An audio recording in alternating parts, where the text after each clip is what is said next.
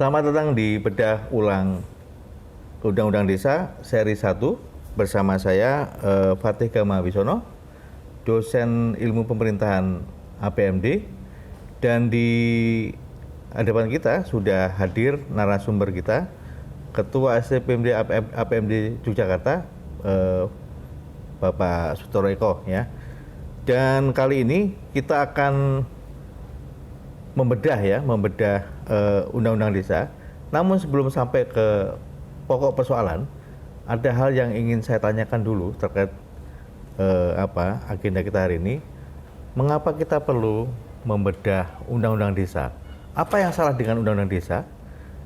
Dan memang hari-hari ini kita mendengar di pemberitaan bahwa ada keinginan dari banyak pihak, dari kepala desa dan sebagainya untuk melakukan revisi. Nah, barangkali Pak Toro bisa menyampaikan apa yang melatar belakangi mengapa ini perlu kita bedah ulang gitu. Monggo Pak Toro. Ya, ini sebenarnya berangkat dari gerakan kepala desa yang sudah bolak-balik melakukan konsolidasi. Akhirnya tanggal 17 Januari mereka melakukan aksi kolektif di Senayan, lalu disusul oleh perangkat desa 25 Januari 2023. Intinya sebenarnya mereka menuntut ulang, memulihkan, mengembalikan kedaulatan desa. Mereka punya beberapa poin. Salah satu poin pentingnya adalah mengembalikan dana desa yang sudah dirampas oleh Undang-Undang Nomor 2 Tahun 2020 yang saya sebut sebagai Undang-Undang Darurat Pandemi. Dan Pak Mukoam, Ahmad Mukoam, Ketua Pansus itu kan bilang begini, ini mau beli kopi aja bikin undang-undang. Kan cukup dengan pernyataan Presiden semuanya direlokasi, direfocusing untuk menangani COVID itu kan sudah cukup. Tidak perlu mencabut pasal ayat tentang dana desa dalam Undang-Undang Desa, dinyatakan dicabut lalu diatur oleh Undang-Undang Nomor 2 Tahun 2020. Jadi itu saya kira poin pentingnya, dan dalam pelaksanaan para kepala desa, perangkat desa ini mengatakan bahwa kewenangan mereka itu dikebiri. Kewenangan dalam banyak hal. Jadi daulat itu menjadi lemah karena semuanya sudah ditentukan dari atas. Ada kepala desa yang mengatakan kami ini sekarang bukan kepala desa, tapi hanya kepala kantor. Itu satu poin. Kemudian poin yang kedua tentu yang sangat kontroversial, sangat ramai itu 9 tahun masa jabatan itu. Tetapi saya ingin mengatakan bahwa selama 9 tahun pelaksanaan undang-undang desa itu justru ada kontradiksi antara cita-cita undang-undang desa dengan pelaksanaannya. Bukan menjadi desa yang lebih berdaulat, yang lebih kuat dan kemudian bisa memberikan kontribusi untuk kemakmuran, tapi hanya sebatas pada itu ya, pada proyek dana desa itu. Dan itu memperoleh respon yang luar biasa para pihak, termasuk kemudian para fraksi partai itu merespon secara positif. Ada sejumlah partai berkomitmen untuk memasukkan dalam prolegnas tahun ini gitu ya. Meskipun para pihak mengatakan oh ini DNA politik kan biasa ya. Jadi ada banyak yang saya sebut analisis politik yang dangkal, analisis politik yang anti politik lah. Misalnya kalimatnya begini kalimatnya. Motif politik kepala desa itu jauh lebih besar daripada pengabdiannya. Ini kan analisis yang remeh-temeh, yang ecek-ecek. Makanya saya sebut ini sebodoh-bodohnya manusia adalah para sarjana politik, analis politik yang anti politik gitu ya. Jadi itu saya kira begitu. Jadi ini kereta ini sudah mau jalan gitu ya. Dan penting kita merespon ruang-ruang publik ini, termasuk APMD ini juga harus memberikan respon itu supaya pesannya Pak Mukoam itu ya, kalau di NU ini ya, apa namanya, ada ayatnya itu loh Mbak, apa namanya, mempertahankan yang baik itu harus, mencari yang lebih baik itu wajib ya. Saya lupa ininya ya, ayatnya gitu ya. Jadi Pak Mokoam itu begitu, jadi harus dipertahankan. Misalnya Pak Mokoam bilang asas rekognisi dan subsidiaritas itu harus dipertahankan. Kalau yang lain harus hati-hati. Silakan peluang revisi silakan, tapi harus ngelangkai mayat saya dulu, istilah dia gitu kan. Jadi itu tapi bukan berarti terus kemudian itu keras kepala nggak mau revisi, karena kan undang-undang desa ini tidak hanya miliknya Pak Mokoam sebagai ketua pansus pada waktu itu. Ya. Nah, tapi juga sebagian pihak mengatakan ini nggak ada yang salah dengan undang-undangnya. Persoalannya justru ada di regulasi di bawah undang-undang, PP dan sebagainya. Tapi mengapa kemudian yang harus direvisi undang-undangnya? Ya, sebenarnya memang itu kontradiksi ya, kontradiksi di dalam peraturan pelaksanaannya, peraturan pemerintah, peraturan menteri, peraturan bupati. Saya kan sering mengatakan undang-undang ini diatur oleh peraturan pemerintah diatur peraturan menteri, dan peraturan menteri diatur dengan peraturan bupati. Ini kan soal kontradiksi ya. Saya kan kemarin mengatakan begini, undang-undang desa ini dengan dua asas itu, rekognisi dan subsidiaritas itu kan negara menempatkan desa itu sebagai batu landasan dan batu penjuru. Tapi dalam praktek, termasuk regulasi pelaksanaan terjadi distorsi. Yaitu negara justru membuat desa itu sebagai batu loncatan dan batu sandungan. Itu kontradiksinya di situ. Tapi juga ada sisi yang tadi, akuisisi ya. Selain itu distorsi, ada sejumlah undang-undang yang sifatnya merebut, merampas. Antara lain ya Undang-Undang Nomor 2 Tahun 2020, Undang-Undang Nomor 1 Tahun 2021 tentang 21 atau 22 ya, tentang perimbangan keuangan. Dan yang lebih dulu itu kan ada Undang-Undang Nomor 23 Tahun 2014 tentang pemerintahan daerah. Ini ada akuisisi berbeda. Kalau Undang-Undang Desa itu kan menempatkan desa itu sebagai kesatuan masyarakat hukum, yang masyarakat hukum adat yang basisnya adalah rekognisi. Jadi Undang-Undang Desa itu rekognisi. Tapi Undang-Undang Daerah, pemerintahan daerah itu kan desentralisasi. Sehingga yang terjadi itu adalah rekognisi rasa desentralisasi. Itu saya kira ada kontradiksi. Sehingga kalau misalnya para kepala desa, para perangkat desa itu pengen mendorong revisi, itu sebenarnya pendekatan sapu jagat. Artinya kalau undang-undang ini diberesi kembali, dana desa bisa dipulihkan, terus kemudian peraturan pemerintah, peraturan menteri, peraturan bupati itu bisa disapu bersih gitu loh.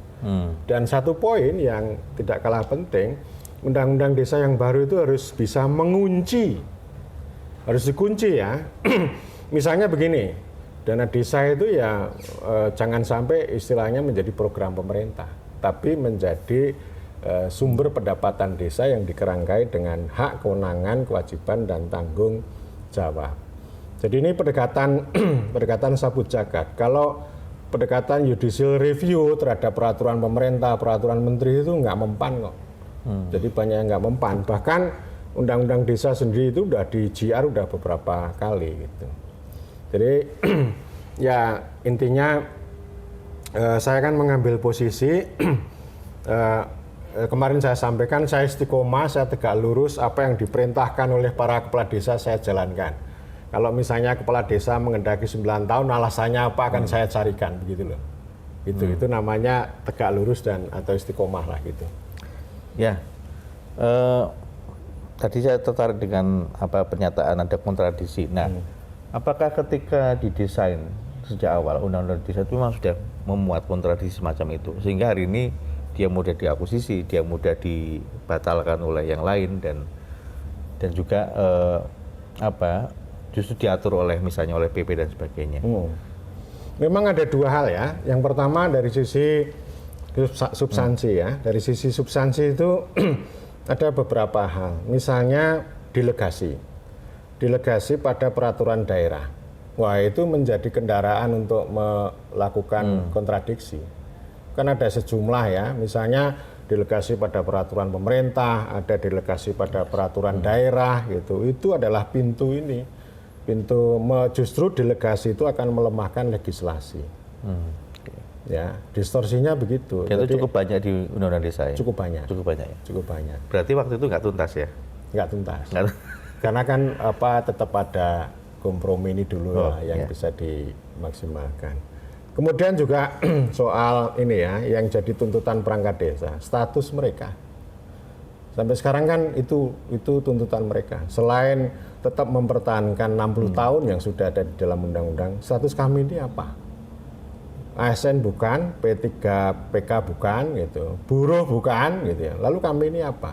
Nah, menurut aspirasi teman-teman perangkat desa, ini undang-undang desa belum jelas, belum tegas mengatur status mereka. Kemudian yang kedua yang sangat penting bahwa undang-undang ini kan tidak berdiri di ruang yang kosong. Ya.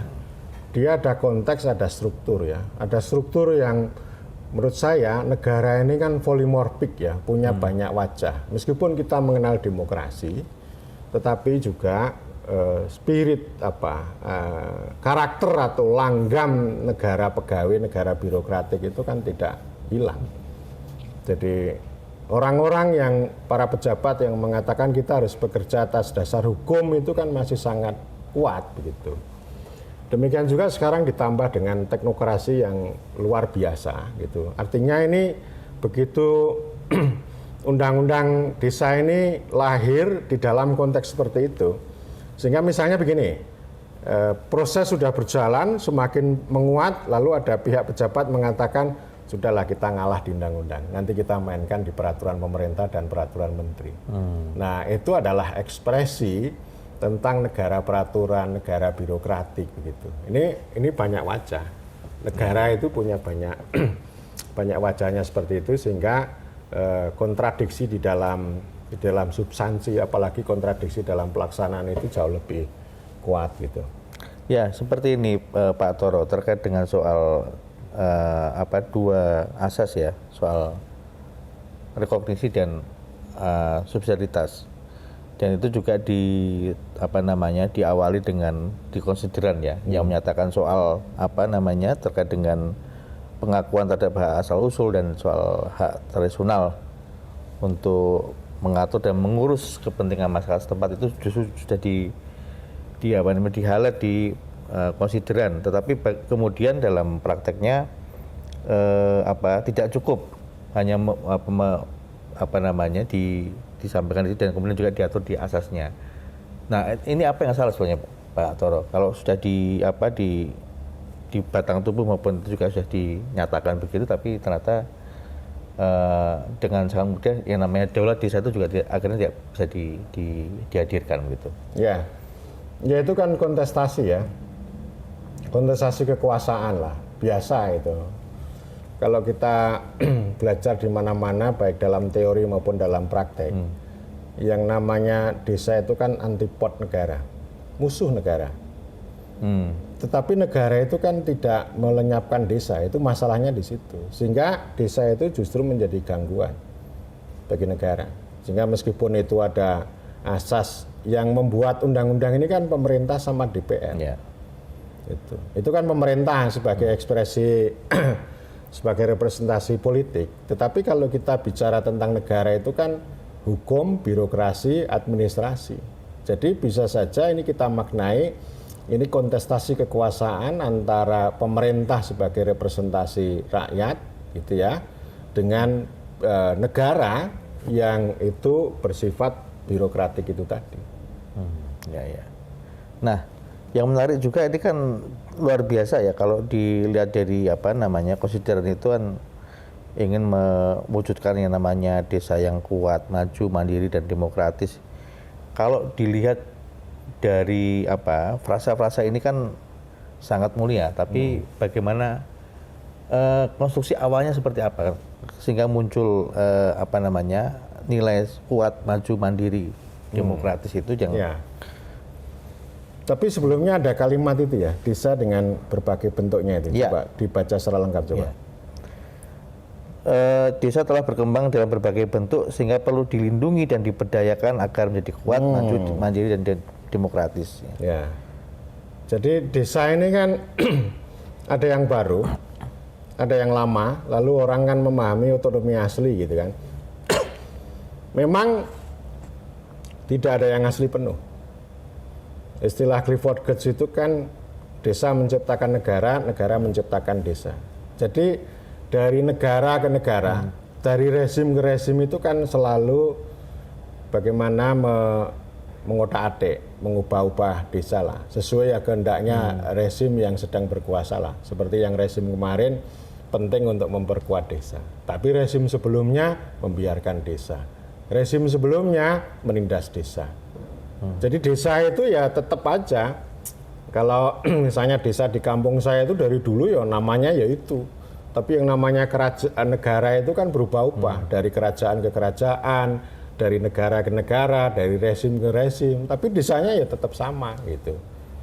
Nah ini artinya begini, ini yang mengalami perubahan itu kan bagaimana soal kedudukan ya, soal kedudukan desa, relasi desa dengan negara. Misalnya zaman Orde Baru, desa itu adalah pemerintahan terendah di bawah camat. Nah ini kan soal negara menciptakan desa. Nah oleh karena itu ini bagaimana dilindungi dan diberdayakan. Memang nggak ada yang asli. Itu kan perdebatan yang panjang lebar. Ketika muncul istilah asli itu sejumlah orang, nggak ada itu yang namanya otonomi asli. Memang betul nggak ada yang asli gitu. Tetapi karakter dasarnya, formasi dasarnya itu ya desa itu ya seperti itu. Dari dulu sampai sekarang ya seperti itu. Jadi misalnya soal adat ya, soal adat itu kan nggak bisa dikatakan adat sudah hilang. Tapi juga nggak bisa dikatakan adat itu masih ada penuh. Jadi di persimpangan jalan gitulah. Gitu. Sehingga kan ini pendekatannya di kalimat itu bukan melenyapkan dan bukan melemahkan, tetapi melindungi dan memberdayakan supaya menjadi desa yang kuat gitu. Jadi kuat itu kan itu punya makna yang panjang, penjelasannya kan tidak ada. Oleh karena itu kita bisa menafsirkan kuat itu bisa dalam pengertian yang paling dasar itu punya ketahanan sosial. Yang jauh lebih penting lagi ya kuat itu artinya dia punya punya legitimasi, punya powerful lah gitu ya, punya powerful di hadapan masyarakat setempat dan di hadapan negara gitu. Jadi itu kan desa kuat itu kan istilah lain dari daulat sebenarnya. Bisa mengambil keputusan, bisa mengatur, mengurus. Kalau zaman dulu rumah tangganya sendiri, kalau sekarang ya ada istilah urusan pemerintahan dan kepentingan masyarakat setempat. Jadi kuat itu bisa bermakna berdaulat yang paling dasar, kemudian yang kedua itu punya legitimasi, ya, punya legitimasi di hadapan orang banyak. Lalu yang ketiga itu punya kapasitas, otoritas dan kapasitas, ya. Otoritas itu ya kewenangan, kapasitas itu ya kemampuan itu untuk mengatur dan mengurus kepentingan masyarakat setempat itu. Di undang-undang juga disebutkan ada frasa mandiri. Kenapa bukan otonom? Ya, itu soal tafsir hukum tuh. Karena kalau menurut bahasa formal, bahasa hukum, otonomi itu kan asas untuk daerah. Sebenarnya secara dari sudut ilmu politik ya sama sebenarnya, sama-sama otonomi. Tetapi karena di dalam konstitusi itu kan sudah tegas yang namanya daerah itu kan didasarkan pada 3 asas. Otonomi, dekonsentrasi sama tugas pembantuan. Nah, otonomi itu lalu dikonseptualisasikan dengan desentralisasi. Jadi artinya menurut tafsir hukum, kalau otonomi ini jangan ditaruh di desa. Kalaupun ada istilah desa itu punya otonomi asli, menurut tafsir hukum itu kan cuma konstruksi sosial gitu. Tapi bukan konstruksi konstitusi gitu. Bukan konstruksi hukum gitu ya. Sehingga lalu dihilangkan istilah otonomi desa otonom gitu ya. Dan ada juga orang yang mengatakan desa otonom itu sama dengan daerah otonom tingkat 3. Kita nggak mengambil posisi itu gitu. sehingga otonomi itu dihilangkan. Lalu di mandiri. Jadi kalau mandiri itu kan kurang bertenaga kan. Jadi apa namanya gitu kan. Itu soal mandiri itu kan cuma status ya. Tetapi kalau otonom ini kan lebih posisinya itu lebih lebih kuat lah kalau kita pandang dari sudut ilmu politik. Tapi kalau dipandang dari sudut ilmu hukum itu nggak boleh gitu. Kalau hukum kan serba tidak boleh gitu. Ya. Kalau ilmu politik kan serba boleh gitu. Oke, lalu ada juga frase demokratis ini kan mensifati ya. Ada maju dulu dong. Oh ya, maju. Oke, maju. Ya, maju ini kan mengakomodasi orang modernis. Ya, modernisasi lalu ada pembangunan gitu ya.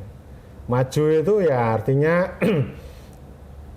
artinya dibedakan dengan tradisional, dengan jadul dan sebagainya. Jadi artinya para wakil rakyat termasuk pemerintah tentu saja tidak ingin desa itu terbelakang, desa itu miskin, desa itu tidak melek teknologi gitu kan. Desa itu perangkatnya itu kuno-kuno gitu. Jadi pengennya kemajuan. Tapi ini menurut saya cara pandang modernis. Nah, seberapa bisa diterima dalam konteks ini? Itu bisa, akhirnya masih bisa diterima, ya? Masih bisa. Karena kan itu beberapa poin itu yaitu oke, kita mengakomodasi. Kalau desa kuat itu kan itu muncul dari dua asas itu. Dari asas rekognisi dan subsidiaritas. Sehingga kenapa dia ditaruh di paling depan? Bukan maju. Nah, sekarang memang dalam praktiknya ini kan ada distorsi. Kata desa kuat itu sering dihilangkan. Maju, mandiri, sejahtera. Ada dua kata yang dihilangkan, yaitu desa kuat dan desa demokratis. Lalu kami pada waktu itu teman-teman organisasi masyarakat sipil itu kan begini, membela desa dengan rekognisi, melawan desa dengan demokrasi.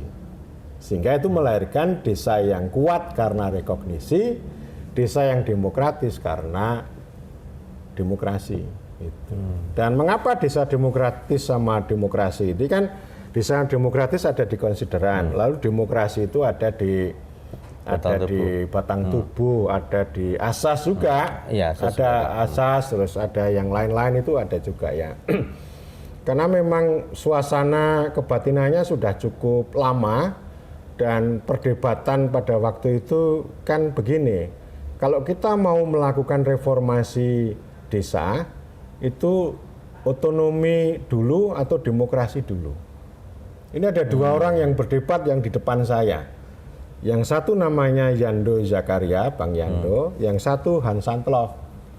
Kalau Yando otonomi, karena dia bilang bahwa ini persoalan community gitu. Community itu kan bisa saja tidak publik dan tidak privat, tapi ini sesuatu yang khas gitu ya. Nah kalau Hans ya demokrasi gitu. Dan inti dari demokrasi menurut Hans adalah citizenship, kewarganegaraan. Jadi ini bicara tentang citizen, kalau Yando berbicara tentang community. Pada akhirnya itu melahirkan tadi spirit membela desa dengan rekognisi dalam rangka untuk community tadi, otonomi tadi, atau untuk membuat desa kuat, lalu demokrasinya juga iya. Karena kalau nggak ada demokrasi nanti pengalaman yang sudah-sudah gitu. Kita pada waktu itu punya pikiran gini, jangan sampai kepala desa menjadi penguasa tunggal, ya. Dan konteksnya memang berubah. Di era reformasi ini kan perubahannya luar biasa lah dibanding dengan sebelumnya.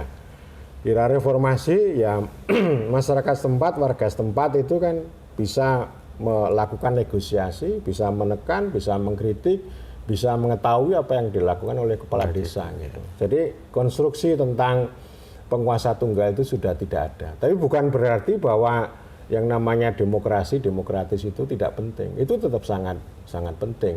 Bagaimanapun yang namanya kekuasaan itu kan harus disalurkan, harus dibagi, harus digunakan dan harus dibatasi. Jadi kekuasaan tidak hanya disalurkan, tidak hanya dibatasi. 4 itu harus ada. Jadi demokrasi itu kan ini tadi bagaimana kekuasaan itu dibagi. Ya, itu kan maknanya kan demokrasi itu. Terus kemudian kalau yang kekuasaan digunakan, ya, ini kan soal administrasi. Kalau kekuasaan dibatasi ini kan soal hukum. Nah, kalau kekuasaan disalurkan itu kan politik namanya. Kan gitu.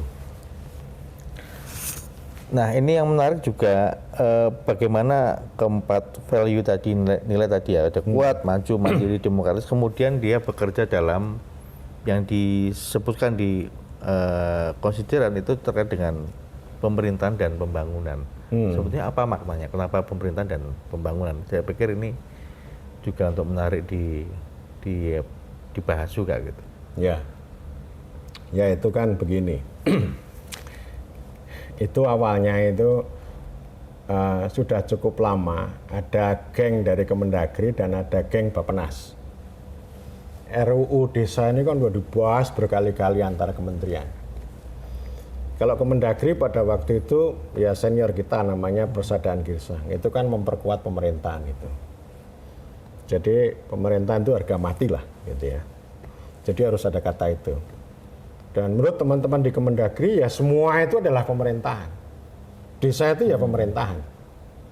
Bukan kesatuan masyarakat hukum, tapi pemerintahan. Sementara Bappenas pada waktu itu tahun 2010 saya diminta oleh seorang direktur namanya Bu Hayu Parasati. Mas Toro, bisa nggak Anda membantu saya untuk membuat position paper terhadap naskah yang disiapkan oleh Depdagri ini? Maksudnya Ibu? Beliau mengatakan bahwa ini RUU ini, naskah akademik dan RUU ini pemerintahan banget nih. Ya, itu sangat Dagri banget itu. Tolong ini ya desa itu harus menjadi lokus pembangunan. Desa itu harus menjadi basis pertumbuhan ekonomi. Itu Bu Hayu, direktur di Bappenas ngomong begitu. Ini kan dua aliran yang saya kira menarik. Akhirnya dua-duanya diakomodasi. Tetapi ketika Bu Hayu ngomong begitu, Bu, saya sangat hargai pendapat Ibu Direktur, tetapi saya tidak mungkin membuat position paper yang berbeda dengan yang sudah ada ini. Karena saya menjadi bagian dari situ, ya, sudah menjadi bagian itu. Tetapi saya sangat suka kalau ini ada TikTok lah, ada dialektika lah antara Bappenas dengan Kemendagri. Ada perbincangan bersama ya, gitu ya. Karena itu lalu direspon, oke, nanti kita undang deh, gitu ya, kita undang. Jadi waktu itu ada beberapa kali lah, kadang di Dagri, kadang di Bappenas gitu. Kita mendiskusikan itu dan saya selalu hadir lah. Jadi saya selalu mengingat siapa ngomong apa itu sampai sekarang itu masih saya ingat. Dan itu istilah dua itu kan yang paling pokok gitu. Jadi kalau Bappenas kan pengawal pembangunan, development gitu kan. Ini kan Amerikanis kan, developmentalis lah gitu ya. Tapi kalau yang pemerintahan ini kan, istilah pemerintahan itu sebenarnya sudah sangat dinamis. Tetapi sebenarnya pemerintahan ini perlu kita bongkar lagi. Nanti ada sesinya lagi lah. Ya. Ini kan istilahnya kan warisan bestur gitu lah dari Belanda itulah. Ya, ya. Gitu ya. Yang istilah dulu namanya Dorpsbestuur, pemerintahan desa itu kan asal usulnya dari Dorpsbestuur itu. Jadi itu dia administratif. Dan kalau kita lihat kritik teman-teman ya terhadap naskah akademik dan RUU awal, termasuk Bang Yando dan sebagainya mengkritik, ini sangat pemerintahan sangat administratif banget lah gitu ya. Apalagi teman-teman yang bergerak di agraria, mana ini agrarianya gitu, mana ini ekologinya. Loh, desa itu kan nggak bisa dilepaskan dari ekologi dan agraria, di mana gitu. Memang ini nggak bisa, dua isu ini daya tekannya nggak bisa masuk kuat karena termasuk investasi ya, investasi agraria sama ekologi. Ketika diskusi di pansus ini kan ngomong, loh kita ini bukan membuat undang-undang investasi kok, kita tidak membuat undang-undang agraria kok, kita itu membuat undang-undang desa. Meskipun dalam faktanya, dalam realitas, itu kan selalu bersentuhan. Banyak investasi yang merusak desa, yang melemahkan desa. Nah, akhirnya jalan komprominya adalah bagaimana melindungi desa itu dari gempuran investasi. Nah, itu ada di musyawarah desa. Memang tidak secara eksplisit. Misalnya di musyawarah desa itu kan punya tujuan strategi. Salah satunya adalah rencana investasi yang masuk ke desa. Jadi sebenarnya kalau investasi mau masuk ke desa itu harus melalui pengambilan keputusan di musyawarah desa. Tapi belum jalan hari ini. Jadi kalau soal implementasi itu ada yang terdistorsi, ada yang disembunyikan. Gitu loh. Ada banyak yang disembunyikan. Termasuk misalnya bagaimana hak kepala desa itu untuk mengusulkan, meminta, menerima sebagian tanah negara untuk desa. Itu kan belum dibicarakan. Dan nanti kita ada sesi khusus lah soal ini agraria, ekologi dan sebagainya. Ini culian sedikit nggak apa-apa gitu. Ya, cukup menarik ya. Tapi saya masih merasa perlu mengklarifikasi ya. Tadi soal sepertinya langgamnya kemudian yang dipilih oleh para pengambil keputusan waktu itu di DPR dan sebagainya itu kan solusi pemerintahan sepertinya. Solusi politik lah, maksudnya masuk ke misalnya tadi soal kampus desa dan sebagainya. Itu bukan apakah solusi hukum? Bukan solusi hukum. Itu apa ini basis pertimbangan yang mungkin bisa diajukan itu? Ya itu tadi, karena memang undang-undang yang lain itu kan isu-isu tadi seperti investasi agraria itu kan sudah diatur di tempat lain. Jadi jangan sampai bertabrakan dengan ini. Argumen hukumnya juga begitu. Hukum mengatakan harus sinkron dong, jangan bertabrakan. Meskipun kalau kita lihat analisis empirik itu banyak undang-undang sektoral itu yang justru melemahkan, merusak, menghancurkan desa. Itu kan sudah lama itu kita tunjukkan. Fakta-faktanya sudah sangat banyak lah. Termasuk soal air yang selalu saya ceritakan, air datangnya dari desa, dari sumber air itu, lalu dipakai untuk PD PAM di kota kan gitu. Ya itu baik saja, PD PAM mengambil air untuk melayani warga kan, tapi kan masyarakat setempat kan nggak bisa mengakses lagi, nggak bisa memanfaatkan. Itu baru air loh, belum hutan, tambang, banyak sekali gitu. Dan ini saya mengikuti di Dewan Perwakilan Daerah tahun 2011-2012. Itu debat yang sangat ramai mengenai kepentingan nasional versus kepentingan lokal. Ada kelompok anggota DPD yang memperjuangkan kepentingan lokal. Jadi misalnya bilang begini, ini undang-undang desa ini yang kita perjuangkan ini harus melindungi, menghadirkan kepentingan lokal. Itu. Orang yang membela kepentingan nasional itu nggak bisa itu, otonomi desa itu mengganggu kepentingan nasional gitu loh. Lalu ada teman lagi yang membela kepentingan lokal. Apa sih yang dimaksud dengan kepentingan nasional? Itu pengerukan sumber daya alam itu kah yang disebut dengan kepentingan nasional gitu. Jadi ini penting sekali. Kita ini kan dualisme ini. Ada lokal, ada nasional. Nah, ini undang-undang desa ini memang dihadapkan pada itu ya, pada dua ranah itu yang sulit untuk mempertemukan itu. Dan memang seharusnya juga undang-undang lain bicara dong. Jangan hanya begini ya. Ini undang-undang tentang sumber daya alam itu kan macam-macam. Nah, jangan hanya berpikir tentang kepentingan nasional, tapi menghancurkan kepentingan lokal. Undang-undang sumber daya air, undang-undang hutan dan sebagainya. Bagaimanapun itu fakta kok. Yang namanya masyarakat setempat, kesatuan masyarakat, hukum adat, itu realitas itu. Yang nggak bisa dijawab dengan pendekatan hukum tata negara gitu.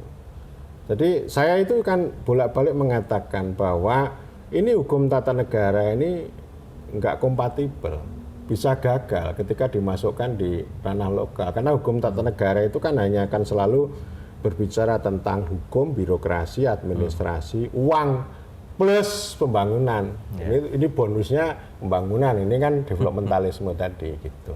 Nah, tadi menarik Pak ya, ternyata undang-undang desa dikepung oleh Betul. berbagai macam regulasi sektoral dan sebagainya. Ya. Dan akhirnya memunculkan banyak dilema. Dan sepertinya solusinya kemudian yang dipilih adalah saya nggak ngerti apakah itu dualisme atau dualitas yang akhirnya memunculkan kontradiksi di dalam undang-undang sendiri. Ya. Apakah itu bisa semacam itu yang terjadi hari ini dan kemudian sebagai sebuah produk pengaturan itu akhirnya undang-undang desa tidak cukup kuat gitu ya, dan hari ini kemudian ada kebutuhan untuk melakukan tanda kutip merevisi atau mereformasi. Ya. Kira-kira begitu Pak. Itu bisa dijadikan sebagai entry point. Saya kira penting ya. Nanti ke depan ini kita harus buka lagi. Bagaimana kita mengaitkan antara desa, agraria, alam, ekologi, petani, dan sebagainya. Dulu waktu membahas RUU sama naskah akademik itu juga begitu. Terutama teman-teman LSM itu kan begitu.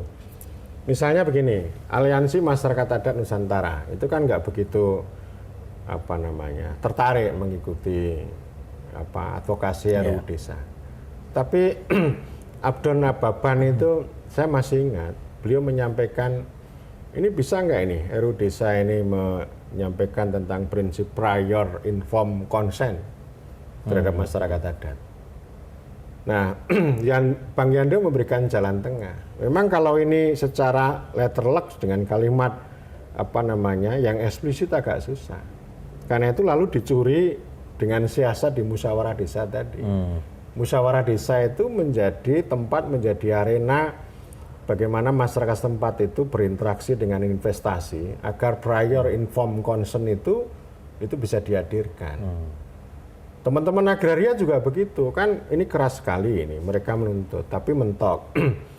Terus pada waktu tahun 2015 itu saya diskusi di Cilacap dengan Lakpesdam NU.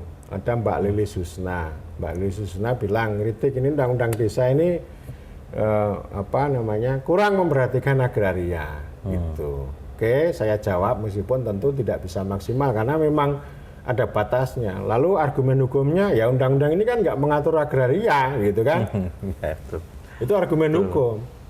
Itu sudah ada undang-undangnya sendiri. Sementara undang-undang agraria pasti tidak berpihak pada desa. Gitu. Ini saya kira menjadi poin penting, subject to discuss, perlu kita dalami lagi dan nanti kita bisa diskusi dengan teman-teman yang bergerak di agraria, di SDA, hutan dan sebagainya untuk memperdalam ini gitu. Paling yang bisa kita lakukan ya kecil-kecil lah seperti desa hutan desa dengan teman-teman Jaflek dan sebagainya. Ini kan gagasan tang itu sudah sedikit-sedikit dilakukan, tapi pada level eksperimentasi dan implementasi. Tapi pada level kebijakan dan regulasi ini kaitan desa dengan alam, dengan ekologi, dengan dengan investasi ini masih lemah gitu. Ya. Baik Pak Toro, Oke. Saya pikir cukup ya, cukup menarik sahabat desa. Banyak poin-poin yang bisa kita petik dari diskusi kali ini ya. Dan tentang mengapa undang-undang desa ini perlu kita kaji kembali, kita bedah kembali ya. Karena memang memuat sejumlah persoalan yang cukup substansial ya, dalam artian kontradiksi dan sebagainya yang memang itu inherent sejak awal kelahirannya, dan itu memang tidak bisa dihindari karena bagaimanapun juga undang-undang desa lahir dari konteks tidak lahir dari konteks perang hampa. Ada situasi atau kondisi politik yang membutuhkan kesepahaman atau negosiasi. Baik, demikian sahabat desa diskusi seri 1 ya. Kita bisa simak seri-seri berikutnya pada pertemuan-pertemuan atau diskusi mendatang. Terima kasih.